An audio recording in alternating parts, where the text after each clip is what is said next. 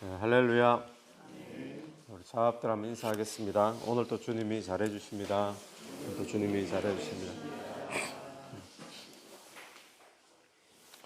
네, 오늘 69편 계속 이어서 나오는 말씀입니다.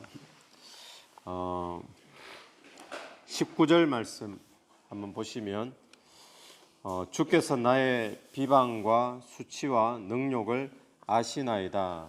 우리 어제 본문에서 다윗이 비방 또 수치 뭐 여러 가지 고난 어려움들 당하는 것을 하나님 앞에 토로하면서 구원을 이야기한 내용이었는데 오늘 그것을 주님이 다 아시나이다라고 이야기하고 있습니다. 오늘 또 하나님께서 저와 여러분이 당하는 모든 모욕이나 수치나 핍박 다 알고 계시는 줄로 분명히 믿습니다.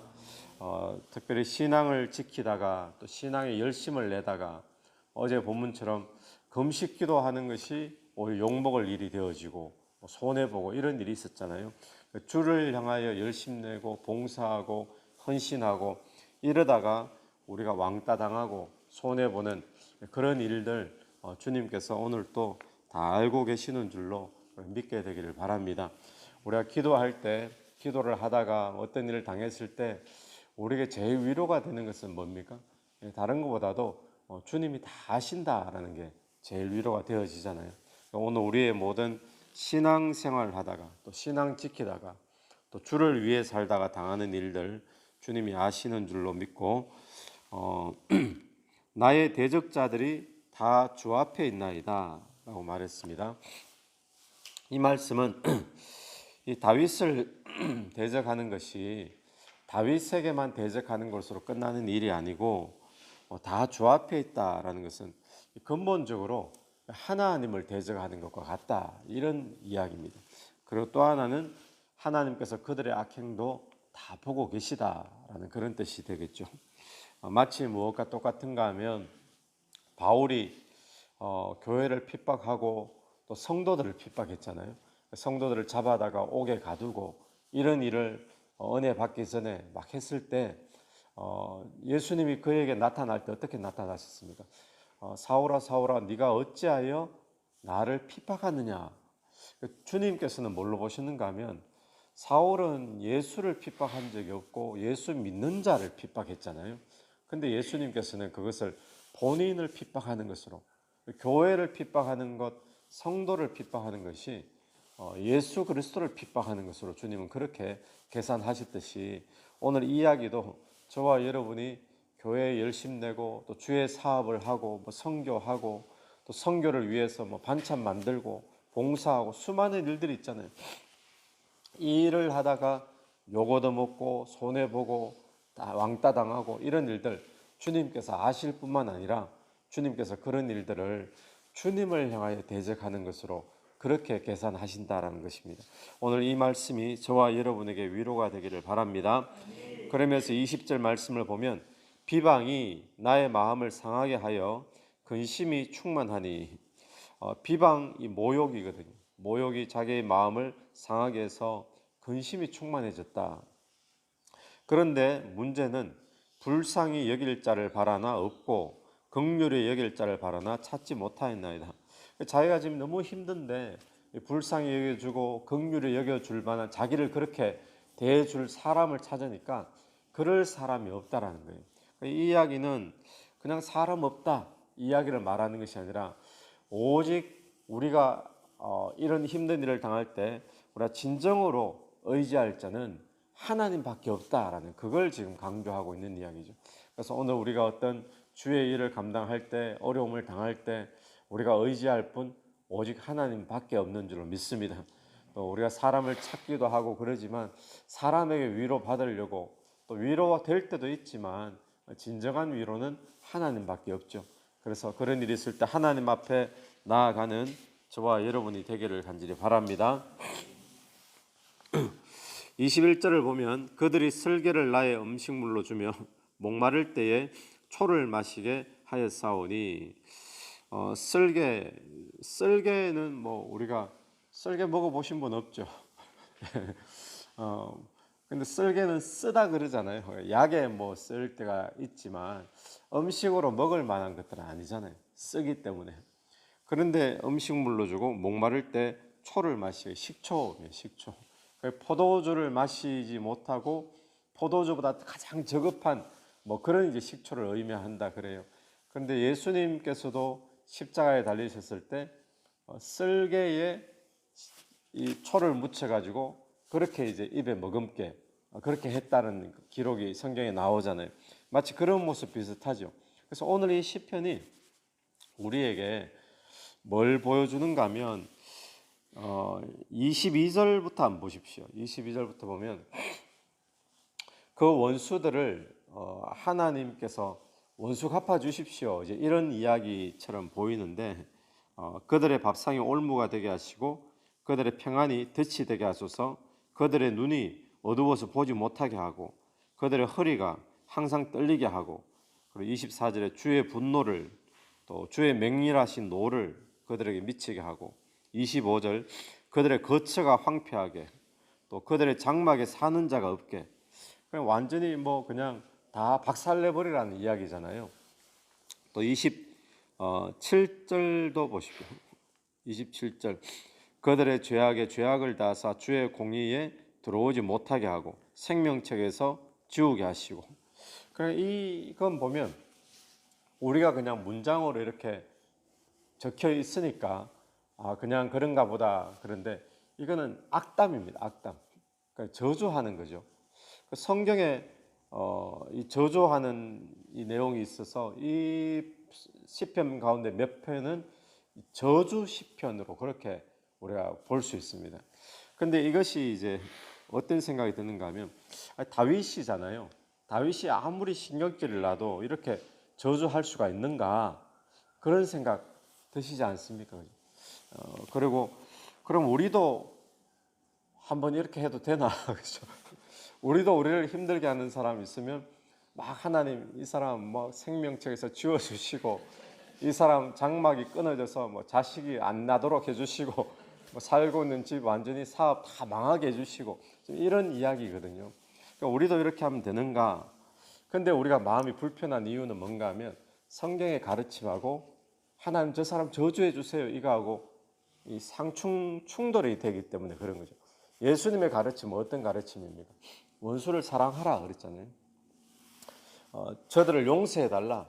저들이 하는 것을 알지 못하고 있기 때문이다 그러고 또 원수를 예수님께서도 원수를 사랑해라.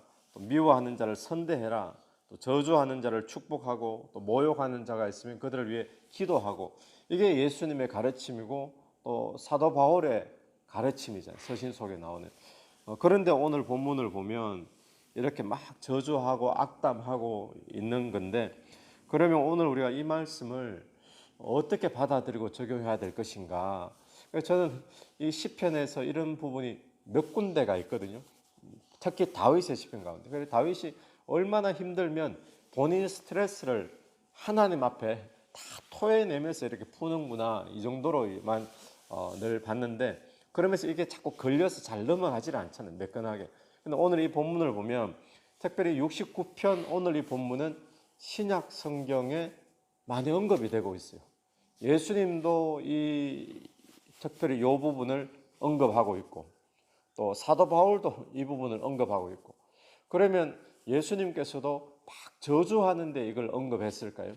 사도 바울도 막 저주하는데 자기를 막 핍박하는 사람들 돌 던져서 막 그런 사람들을 저주하고 욕하는데 이 본문을 사용한 것이 아니라 바울은 어떻게 사용했는가 하면 그런 부분을 보면 이 말씀이 우리에게 어떻게 적용해야 되겠다라는 감을 잡을 수가 있겠죠. 바울은 어떻게 적용했는가 하면 22절, 23절을 좀 눈에 익지 않습니까? 신약 성경에 자주 보면 로마서에 나오는 이야기거든요. 이 바울이 로마서 11장에서 이 22절과 23절을 그대로 언급하고 인용을 합니다. 11장 그러면 9장, 10장, 11장이 유대인들에 대한 이야기잖아요.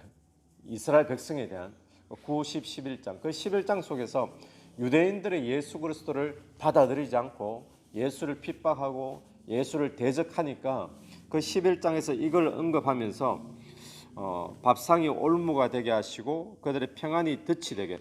밥상이 올무되면 밥은 먹어야 되잖아요. 밥상은 좋은 거잖아요. 또 평안도 좋은 거잖아요. 밥상하고 평안이 축복이 돼야 되는데 이게 그들에게 올무가 되고 저주가 되고 그게 이제 덫이 된다는 겁니다. 23절 그들의 눈이 어두워서 보지 못하게 하시고 허리가 항상 떨리게 하시고. 이거는 그래서 어떤 이야기인가 하면 예수를 비방하고 대적하는 자들에게 이런 저주와 심판이 임할 것이다. 그러면서 바울이 이 부분을 인용을 하는 거예요. 그러니까 이 부분이 뭘 나타내는가 하면 기름 부음 받은 왕이 지금 다윗이잖아요. 기름 부음 받은 왕인 다윗에게 대적을 하면 받게 될 저주와 심판을 이 본문에서는 이야기를 했는데 신약에서는 기름 부음 받은 자가 누굽니까? 예수 그리스도잖아요. 예수 그리스도를 대적하고 비방하고 모욕하고 그 유대인들이었잖아요. 이 유대인들이 이런 심판을 받게 될 것이다. 그래서 이 시편이 저주의 시편, 자기의 개인적인 감정 때문에 막 보복하고 그런 시편이 원수 갚아달라는 그런 시편이 아니라 이 시편이 기름 부음 받은 자를 대적했을 때 임하게 될 예언이 이 다윗의 상황과 환경을 통해 가지고 입술을 통해 이렇게 고백되어진 걸로. 그래서 바울은 그때 딱 사용하는 거예요. 기름 부음 받은 자. 오늘 본문에 예수 그리스도는 안 나타나잖아요. 이 이야기는 전부 다윗의 이야기죠. 근데 바울은 이 이야기가 다윗의 이야기가 아니라 예수 그리스도를 비방하고 모욕하고 대적하고 회개하지 않는 자, 유대인들, 그런 자들은 다윗이 말했던 것처럼 22절, 23절처럼 이런 저주와 심판이 임할 것이다. 그 심판에 대한 예언으로 그렇게 이야기를 하고 있는 겁니다. 그리고 이렇게 보는 또 하나의 이유는 바울이 그렇게 인용했던 것도 있지만 예수님도 이 부분을 인용을 하시거든요. 예수님은 이 부분을 어떻게 인용하시는가 하면 본인 고난 당할 때 이 69편 시편을 그대로 인용을 하세요. 그러니까 69편 시편의 고난은 시편 속에서는 누구의 고난입니까? 원래는 다윗의 고난이잖아요. 근데 예수님은 그걸 다윗의 고난으로 해석 안 하고 본인의 고난으로, 그리스도의 고난으로 해석하셔서 본인이 고난 당할 때 자기가 아무 이유 없이 핍박당하고 어려움을 당할 때 어제 본문에 다윗이 그랬잖아요. 자기가 이유 없이 까닭 없이 그 부분을 딱 인용하면서 그렇게 한 말씀을 응하게 하려 함이라. 다윗의 이야기인데 본인 이야기로 이야기하는 거예요. 그러니까 오늘 이 본문은 어떻게 보는가 하면 다윗이 기름 부음 받은 자죠. 왕이잖아요. 그래서 다윗은 곧 그리스도를 예표하는 거예요. 기름 부음 받은 자 그리스도니까.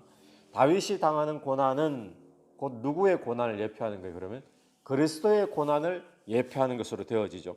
다윗을 비방하고 다윗을 대적하는 것은 곧 그리스도를 비방하고 대적하는 것으로 오늘 시편이 그렇게 예표가 되어진다는 겁니다. 그래서 그리스도를 대적하고 회개치 않는 자에게 심판이 있다라는 것을 오늘 이 본문이 우리에게 이야기해 주는 거지, 막 속 시원하게 그냥 주님 앞에 너를 괴롭히는 자 있으면 막 저주하고 악담하고 이렇게 적용할 시편이 아니다라는 거예요. 이 그리스도에 대한 심판에 대한 예언, 또 그리스도의 고난에 대한 예언, 그렇게 주어지는 거죠. 그러면 우리는 어떻게 해야 될 것인가? 이 시편처럼 우리도 남을 한번 악담해 보고 그렇게 적용할 것이 아니라 심판은 하나님이 하시는 거잖아요. 그래서 바울은 또 이 부분을 가지고 똑같은 이 본문을 로마서 15장에서 69장의 본문을 한 번 더 인용을 해요. 인용을 하면서 그때는 우리 보고 인내하고 참고 용서하고 이 의도를 가지고 이 부분을 또 인용을 하거든요. 그러니까 이 부분을 우리는 어떻게 봐야 되는가 하면 심판은 하나님이 하시는 거니까 우리는 주님의 가르침대로 원수를 사랑하고, 원수가 줄이거든 먹이고, 또 목마르거든 마시우게 하고, 또 너희를 핍박하는 자가 있으면 그를 위해 기도해주고 축복해주고, 이게 주님의 가르침이잖아요. 그래서 오늘 저와 여러분 이 부분을 보면서 예수 믿지 않고 거부하는 자들 결국 심판에 이를 수밖에 없다라는 사실을 깨닫고 불신지옥인 거예요. 불신지옥. 그래서 이 부분에 우리가 묵상을 하고 적용을 해본다면 전도해야 된다는 겁니다. 믿지 않는 자들에게 이럴 수밖에 없다라는 거. 또 두 번째는 주님의 심판이 있기 때문에 심판은 하나님이 하는 거지 나는 뭐 하느냐. 여전히 원수를 축복하고 핍박하는 자를 위해 기도해주고 그것을 사도 바울은 그렇게 인용하고 있듯이 오늘 우리에게도 그렇게 적용할 수 있는 은혜가 있기를 간절히 바랍니다. 이 30절부터 나오는 말씀, 내가 노래로 하나님의 이름을 찬송하며 감사함으로 하나님을 위대하다 하리니. 자, 노래로 감사함으로 이렇게 나왔어요. 그러니까 찬양으로 또 감사 찬양으로 또 감사 고백으로 이렇게 볼 수 있겠죠. 하나님을 위대하시다 찬양하고 감사하고. 이게 신앙 고백입니다. 근데 31절, 이것이 곧 뿔과 굽이 있는 황소를 드림보다 여호와를 더욱 기쁘시게 함이 될 것이라. 소를 드리고 황소를 드리고 이 제사를 이야기하죠. 제사는 하나님이 명하신 거잖아요. 그래서 절기 때마다 계속 제사를 지내는데 하나님이 기뻐하시는 제사니까. 그런데 하나님이 그걸 제사를 기뻐하는 게 아니라 그것보다 더 기뻐하는 게 있다는 겁니다. 제사를 하나의 형식으로 본다면 진짜 내용이 되어야 될 것은 뭔가 하면 감사와 찬양이라는 거죠. 그런데 이게 어디서 이루어져야 되겠습니까? 삶에서. 그래서 오늘 우리의 삶이 삶과 이 신앙이 이분화되면 안 됩니다. 이분화되면 안 되고 오늘 우리의 삶에서 하나님을 예배하는 삶이 돼야 되는데 이 예배는 소를 드리는 예배가 아니에요. 그러니까 다시 말하면 이 예배는 주일 예배처럼 또 금요 예배처럼 형식 있고 그렇게 드리는 예배가 아니라 내가 생활하는 현장에서 하나님께 감사하고 하나님을 찬양하고 하나님 위대하십니다라고 신앙 고백이 되어지면 주님이 그걸 기뻐하신다는 거예요.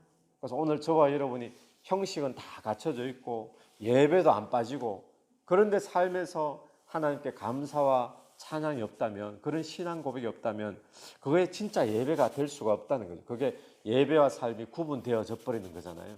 그래서 하나님이 진짜 기뻐하는 것은 오늘 우리의 삶의 현장에서 내 직장에서 사람을 만나는 가운데서 하나님을 신뢰하고 하나님을 믿기 때문에 하나님께 여전히 찬양할 수 있고 감사할 수 있다면 그것이 하나님이 기뻐 받으시는 참 예배가 되어질 줄로 믿습니다.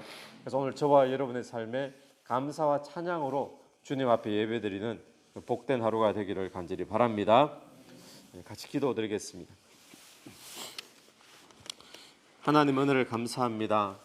오늘 우리가 주를 섬기다가 또 주의 일을 감당하고 사명 감당하고 직분 감당하다가 당하는 어려움과 또 모욕과 또 손해와 핍박들 하나님이 다 알고 계시는 줄로 믿습니다. 또 주의 백성들이 당하는 그런 어려움들을 하나님을 대적하는 것으로 주님께서는 그렇게 또 계산하시는 줄로 믿습니다. 그런 상황이 있을 때 주님 위로가 있게 도와주시고 또 우리가 오직 의지해야 될 분 하나님밖에 없음을 믿사오니 주님 앞에 나아갈 수 있는 시간 되게 도와주옵소서. 주님 오늘 하루도 주님 앞에 감사와 찬양으로 영광 돌리며 제사 드리는 오늘 하루의 예배가 되기를 간절히 원합니다. 주님 손에 의탁드리며 예수님 이름으로 기도드립니다. 아멘. 오늘도 예수 이름으로 승리하시는 하루 되길 바랍니다.